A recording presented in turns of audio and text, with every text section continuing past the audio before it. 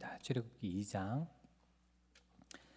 주보에는 11절까지로 나와 있는데 10절까지만 함께 보도록 하겠습니다. 출애굽기 2장 1절부터 10절까지의 말씀 제가 봉독하도록 하겠습니다.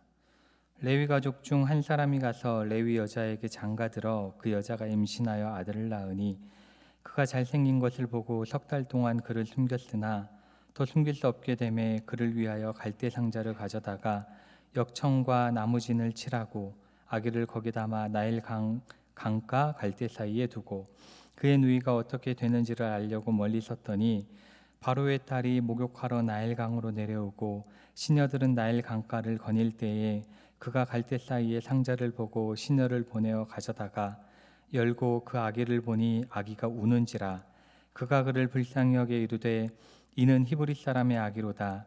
그의 누이가 바로의 딸에게 이르되 내가 가서 당신을 위하여 히브리 여인 중에서 유모를 불러다가 이 아기에게 젖을 먹이게 하리이까. 바로의 딸이 그에게 이르되 가라 하매 그 소녀가 가서 그 아기의 어머니를 불러오니 바로의 딸이 그에게 이르되 이 아기를 데려다가 나를 위하여 젖을 먹이라. 내가 그 삭슬 주리라.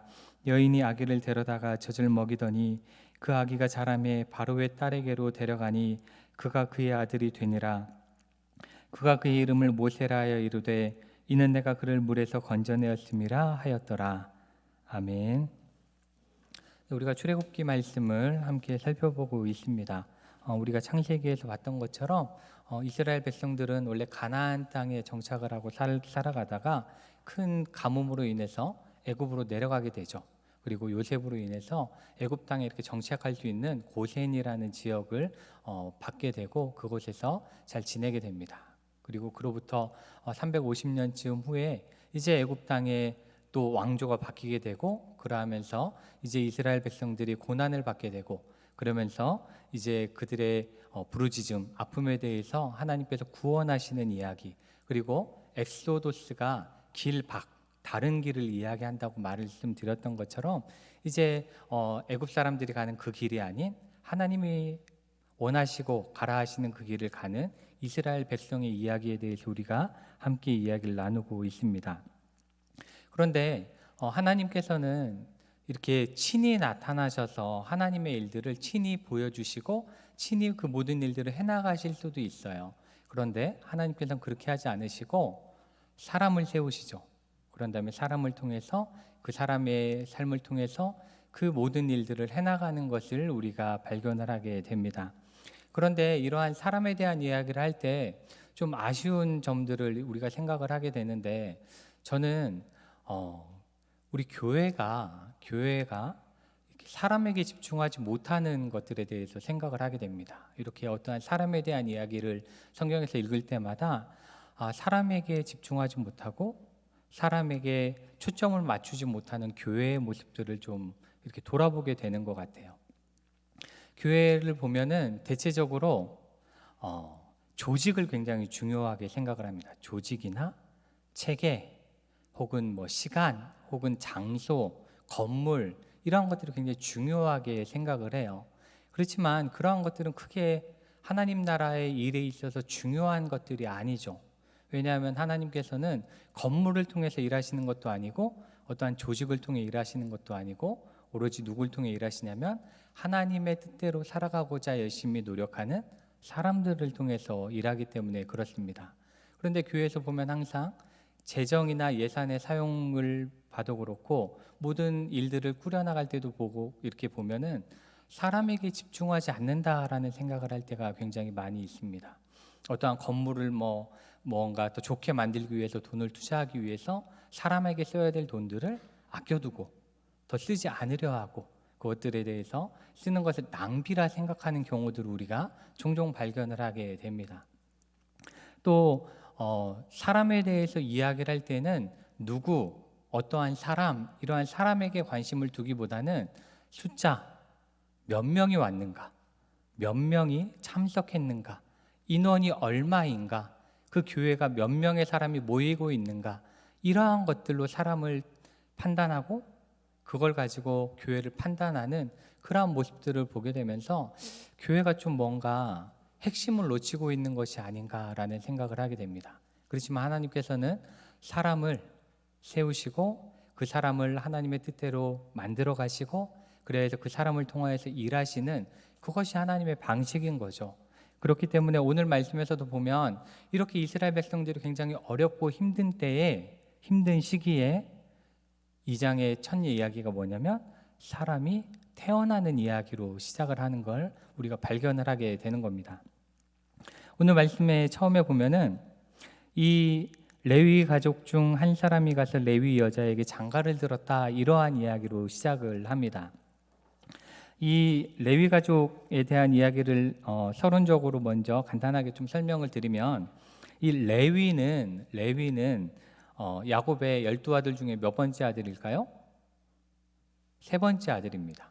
세 번째 아들이 르우벤, 시몬, 레위, 이렇게 세 번째 아들인데, 이 레위는 창세기에서 그렇게 좋은 이미지가 아니에요.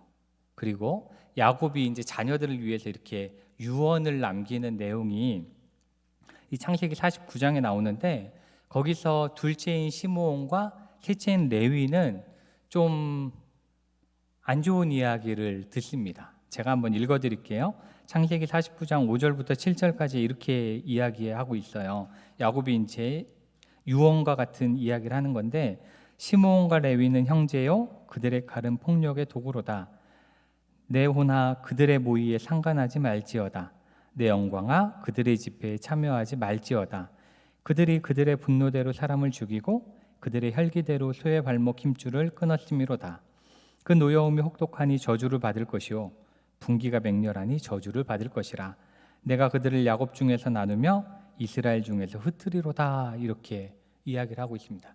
자기 자식한테 하는 이야기예요. 아버지가 자기 자식한테 하는 이야기인데 굉장히 좀 화를 내는 듯한, 굉장히 크게 화를 내고 있는 듯한 그러한 야곱의 어투를 우리가 발견을 하게 되는데, 아마도 이 이유는 그 창세기 34장에 야곱의 딸인 이 디나가 그 하몰, 히위 족속 중 하몰의 아들, 그 땅의 주장 세겜에 의해서 강간을 당하는 사건이 등장을 하게 돼요. 창세기 34장에 그러한 내용들이 등장하는데, 거기서 그 야곱은 그 부족과 크게 문제를 일으키고 싶어 하지 않았습니다. 크게 문제를 일으키고 싶어 하지 않았는데, 이 시므온과 레위가 가가지고 다 죽이죠. 다 죽입니다. 그렇기 때문에 그것 때문에 야곱이 굉장히 두려워하는 사건이 등장을 하게 되는데, 거기서부터 아마 그때부터 이렇게 아버지가 좀 마음에 담아두고 계셨던 것 같아요. 그래서 시므온과 레위에게는 굉장히 안 좋은 이야기를 하는데, 시므온은 이 유언대로 흩어집니다. 그 후로 특별한 이야기가 없어요. 그렇지만 레위는 조금 달라요. 레위는 우리가 이렇게 성경을 쭉 읽어보면 레위는 어떠한 일을 감당하죠? 제사장 일을 감당합니다. 그리고 성전과 관련된 모든, 예배와 관련된 모든 일을 관장하는 게 레위예요.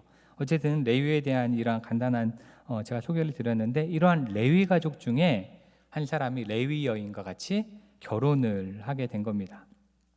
그런데 그 아내가, 그 부인이 임신을 했어요. 임신을 했는데 임신을 하고 아들을 낳았죠. 아들을 낳았습니다. 어찌 보면 이 아들을 낳는다라는 거는 그 시대에 있어서 가장 중요한 일 중에 하나예요.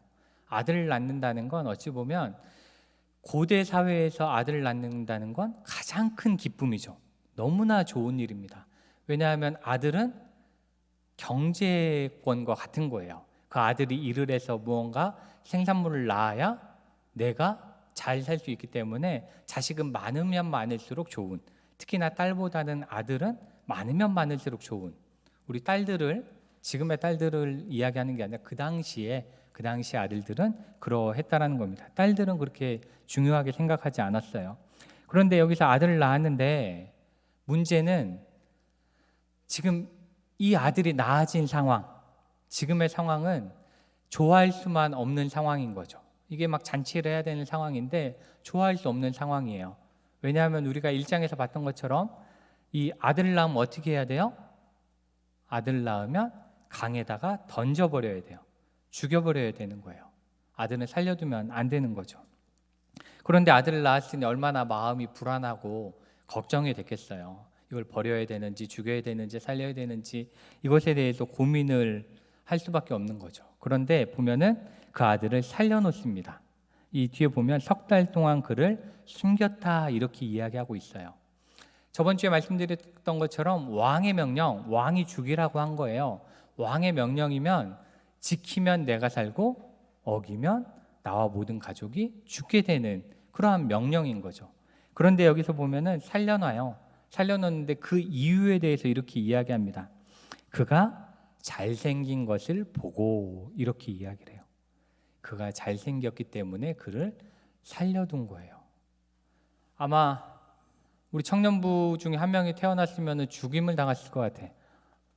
그럴 수도 있죠. 그렇죠? 잘생겨야만 살아난다 그러면 우리 중에 누군가는 그때 아들로 태어났으면 죽었을 수도 있는 거예요. 그러다 보면 우리가 이렇게 생각할 수 있는 거죠. 아, 하나님도 결국은 인물 좋고 이렇게 학벌 좋고 뭔가 이렇게 겉으로 보암직한 사람을 좋아하시는구나, 뭔가 있는 사람을 좋아하시는구나 이렇게 생각할 수 있지만 여기서 이 그가 잘생긴 것을 보고 해서 이 잘생겼다라는 말을 원어적으로 보면은 어떠한 단어를 쓰냐면 토브라는 단어를 씁니다. 토브라는 단어를 써요. 그런데 이 토브라는 단어가 언제 쓰이는 단어냐면 이 창세기 1장에 하나님께서 천지를 창조하시죠. 첫날부터 이렇게 창조하기 시작하시는데 창조하신 다음에 항상 끝에 뭐라고 말씀하시죠? 좋았더라 이렇게 말씀하시잖아요. 좋았더라. 그리고 마지막에 사람을 지으시고는 지으신 모든 것을 보시되 심히 좋았더라 이렇게 말씀을 하신단 말이죠. 거기서 그 좋았더라라는 단어가 바로 토부입니다. 토부라는 거죠. 그렇기 때문에 여기서 그 여자가 임신하여 아들 낳았는데 그가 잘생겼다 이 이야기는 우리가 생각하는 뭐 연예인처럼 잘생긴 얼굴을 가졌다, 너무 뛰어난 외모를 가졌다 이러한 것을 이야기하는 것이 아니라 하나님께서 주신 자녀이기 때문에, 하나님께서 주신 것이기 때문에, 하나님께서 나에게 허락하신 것이기 때문에 너무 잘생겨 보이는 거죠. 너무 좋은 거죠. 토부, 좋은 거죠. 아름다운 겁니다. 그렇기 때문에 우리 모두도 똑같이 하나님이 보시기에는 잘생겼다 이렇게 이야기할 수 있을 것입니다.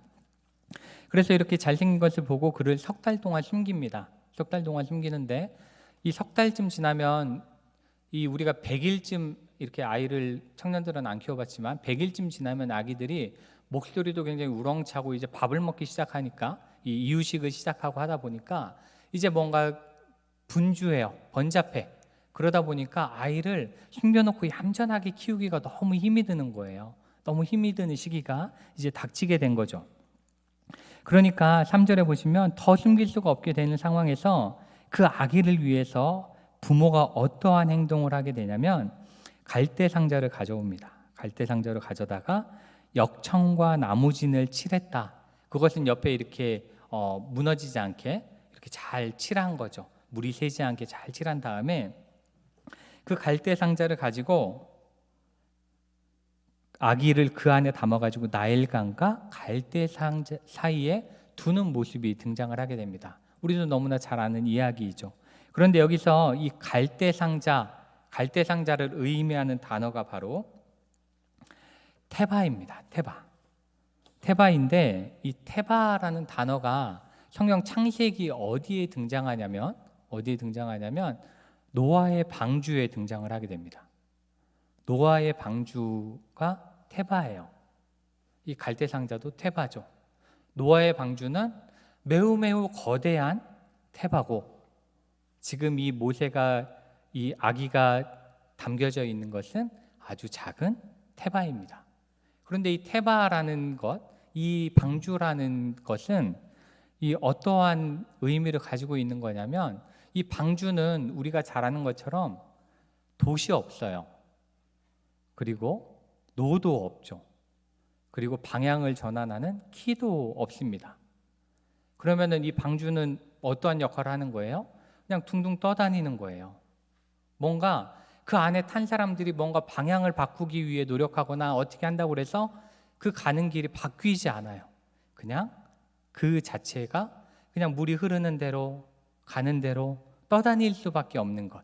그것이 바로 이 갈대 상자이자 노아의 방주인 이 테바인 거죠. 그런데 거기에다 넣어놓은 거예요. 거기에다 이렇게 넣어놓은 거죠.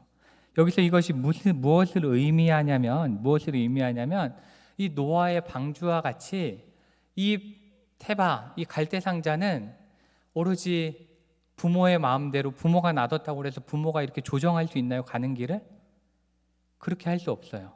그렇죠. 이 갈대 상자가 어디로 가길 내가 바란다고 해서 그리로 가지나요? 절대로 그렇게 가지지 않습니다. 그 상자는 그냥 흘러가는 거예요. 그런데 그것에 대해서 그러면은 누구에게 그 모든 걸 맡겨야 되느냐? 하나님께 맡기는 수밖에 없는 거죠.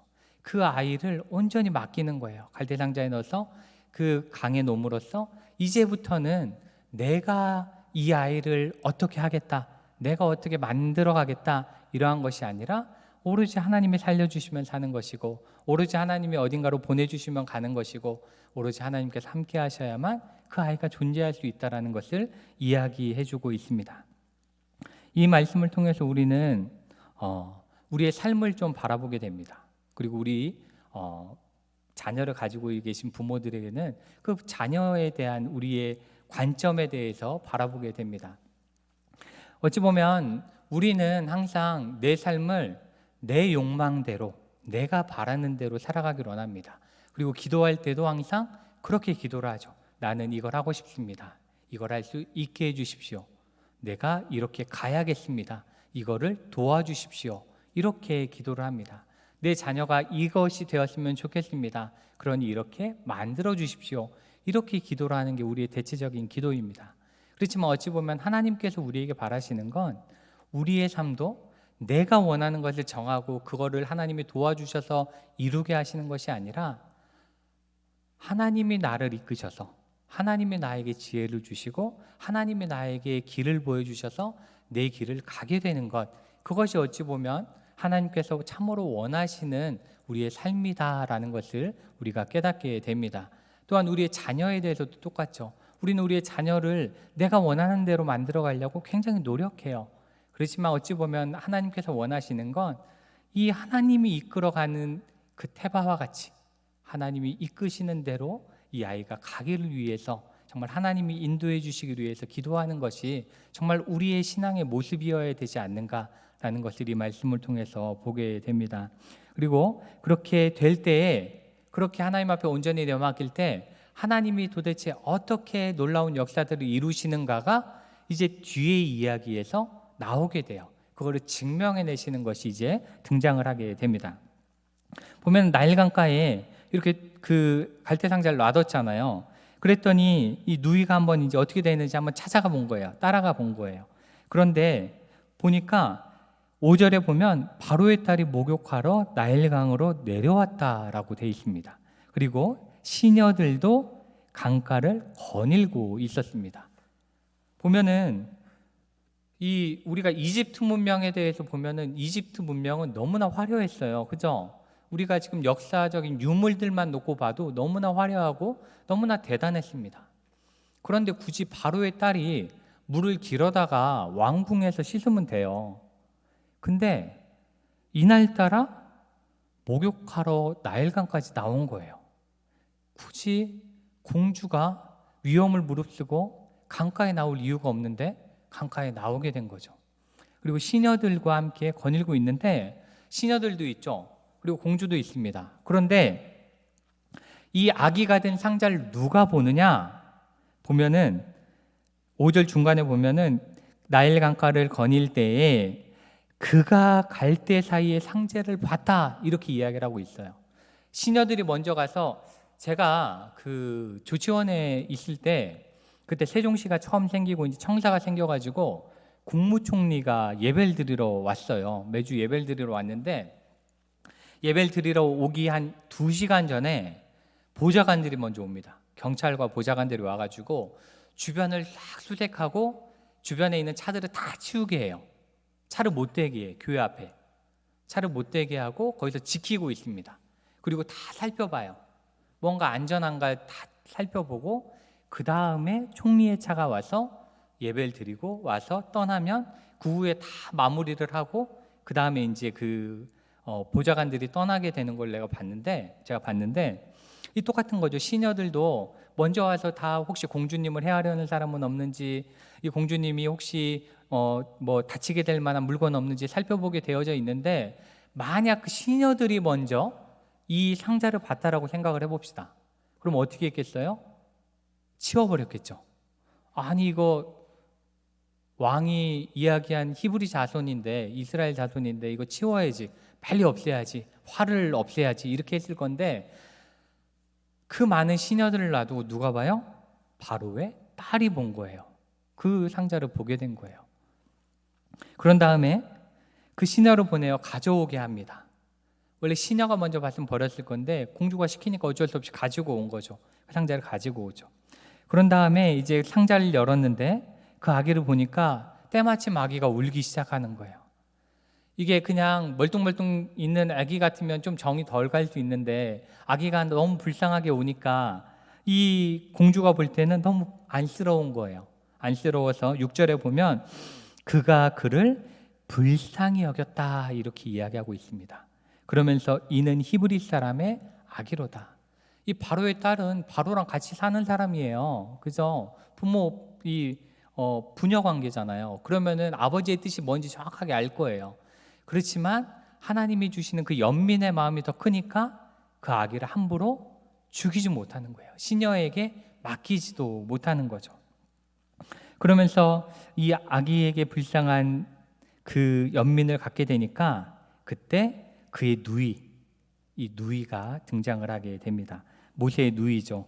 그 누이가 이 바로의 딸에게 와서 이야기합니다. 이 아이가 히브리 아기인데 히브리 여인 중에 유모를 하나 둬가지고 젖을 먹이면서 키우시면 어떻습니까? 이렇게 이야기를 해요. 그런 다음에 그 바로의 딸이 그래 좋은 생각이다 그래서 부르죠. 유모 하나를 부르는데 그 아기의 어머니가 가게 됩니다. 그런 다음에 9절 말씀이 굉장히 중요한데 9절 말씀에 보면 바로의 딸이 그에게 이르되 이 아기를 데려다가 나를 위하여 젖을 먹이라. 그런 다음에 내가 그 삭슬 주리라. 그렇게 이야기합니다. 자기 자식이었어요. 내가 내 품 안에 두고 내가 어떻게든 키워보겠다고 생각했으면, 내가 하고 싶은 대로 해야겠다라고 생각했으면 젖을 먹이다가 걸려서 아기도 죽고 엄마도 죽고 다 죽을 수 있는 상황이었어요. 그런데 그 아기를 하나님 앞에 온전히 맡기고 하나님께 위탁하니까 지금 어떤 상황이에요? 젖을 안전하게 먹일 수 있어요.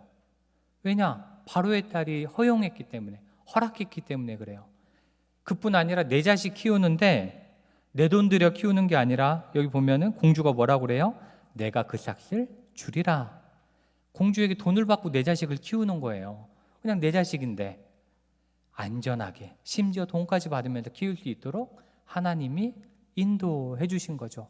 그러면서 이 아기는 이제 애굽 땅에서 자라게 되는 겁니다. 그러면서 이제 10절에 이렇게 이야기를 하죠. 그 아기가 자란 다음에 이렇게 젖을 띨 정도가 돼서 바로의 딸에게로 데려가니까 이름을 짓게 되는데 모세라, 이렇게 이름을 짓습니다. 그 모세라는 말은 건져내었다, 이러한 의미를 갖고 있는 거죠. 그 뜻이에요. 건져내었다. 여기서 우리가 발견하게 되는 건 결국 이 모세라는 아기는 하나님이 건지셨다라는 겁니다. 하나님이 모든 걸 인도하셨다, 건져내셨다, 이 이야기를 우리에게 해주는 겁니다. 그리고 하나님께서 이 모든 일을 하셨다라는 것을 보여주기 위해서 이 모세가 이 출애굽기를 쓰면서 어떠한 방법을 사용하냐면 2장 1절 말씀에 보면은 이 모세의 아버지와 어머니의 이름이 등장하지 않습니다.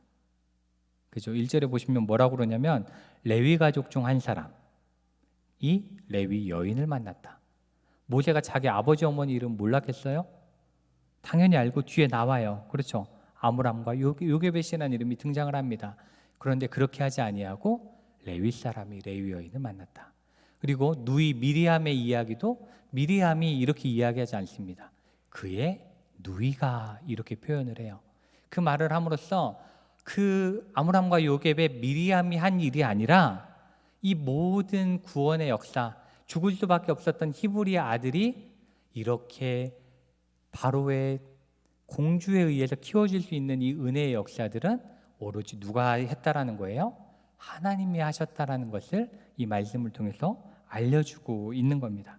결국 이 모든 일들은 사람의 일이 아니다. 사람이 목표로 하고 계획하고 연구하고 해가지고 치밀한 작전을 짜서 한 것이 아니라 오로지 하나님께 내어 맡겼더니 하나님이 그 아이를 건져내시고 구원하셨다라는 것을 우리에게 알려주고 있는 것입니다. 그렇기 때문에 우리는 이 말씀을 보면서 항상 생각하고 고민해야 합니다. 우리는 과연 이러한 하나님을 온전히 신뢰하고 있는가? 온전히 신뢰하고 있는가? 나는 하나님의 말씀에 온전히 순종하고 있는가? 또 하나님이 나의 삶을 이끌어 가시기 위해서 내가 그 말씀에 귀 기울이고 있는가? 하나님의 말씀을 들으려고 노력하고 있는가? 이것에 대해서 우리는 고민할 수 있어야 합니다. 그리고 정말 우리가 한번 믿음으로 이러한 하나님의 말씀을 순종해 봤으면 좋겠습니다. 우리 매일의 삶을 온전히 주님의 음성 듣는 가운데 주님이 원하시는 대로 살아내는 그러한 노력들을 한번 해봤으면 좋겠습니다. 정말 우리가 그렇게 하지 못하는 것은 내 욕망대로 살기를 원하는 것도 있지만 또 하나는 이 성경의 이야기를 신뢰하지 못하는 거예요. 하나님을 믿는다라고 이야기하면서도 하나님을 신뢰하지 못하는 거죠. 그렇기 때문에 그렇게 하지 못하는 것도 분명히 있습니다. 제가 요새 운동을 하고 있는데 런데이라는 프로그램을 하고 있어요. 이 앱이 굉장히 좋더라고요. 그래가지고 그걸 듣고 이렇게 이어폰을 꽂고 운동을 하는데 걔가 계속 그래요. 나만 따라오면 건강한 몸과 멋진 몸매를 가질 수 있습니다. 이 이야기를 계속 해줘요. 할 수 있습니다. 계속 귀에다 대고 그 얘기를 해요. 운동하면서 포기하지 말라고. 나만 따라오면 된다. 전적으로 신뢰하고 있습니다. 그 이유는 뭐예요? 그렇게 하면 될 거다라는 믿음이 있으니까 그런 거예요. 그렇죠? 결국 우리가 말씀대로 살아가지 않는 건 그렇게 산다고 해서 내가 복된 삶을 살 거다라는 믿음이 없는 거예요. 확신이 없는 거죠. 그렇기 때문에 우리는 그런 믿음을 달라고 기도해야 되고 그렇게 살기 위해서 정말 하나님의 말씀을 온전히 믿게 해달라는 그러한 우리의 믿음의 고백들이 필요합니다. 우리 청년들 그리고 함께 예배드리는 우리 성도님들 모두 다 우리가 한번 결단해 봤으면 좋겠습니다. 하나님께서 원하시는 그 삶을 살아가기를 원합니다. 나의 삶을 온전히 태바 아무 키도 없고 이 돛도 없는 그러한 그 태바에 오로지 하나님의 인도하심에 내 모든 삶을 맡겨보기를 원합니다. 하나님께서 나의 삶을 인도해 주십시오. 이렇게 기도하고 살아보는 그렇게 도전해보는 우리 모두가 되기를 주님의 이름으로 축복합니다. 같이 기도하시겠습니다. 사랑과 은혜가 많으신 하나님, 오늘 이 말씀을 통해서 우리는 정말 하나님께서 어떻게 일하시는지를 다시 한번 발견하게 됩니다. 정말 우리가